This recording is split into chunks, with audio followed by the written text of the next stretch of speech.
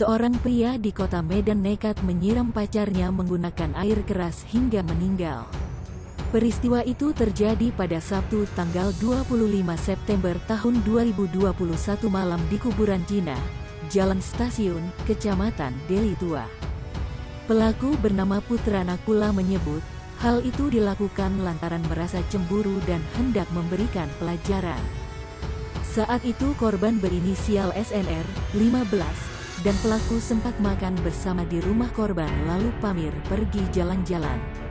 Seusai jajan, pelaku mengajak korban pergi meninggalkan lokasi dan berjalan ke jalan stasiun menuju kuburan China. Begitu korban lengah, pelaku langsung menyiramkan air keras ke punggung korban. Melihat korban terluka parah, pelaku membawanya pulang ke rumah dalam kondisi tak sadarkan diri. Hal itu disampaikan oleh Kapolsek Deli Tua, AKP Zulkifli Harahap pada Senin tanggal 27 September tahun 2021 pagi.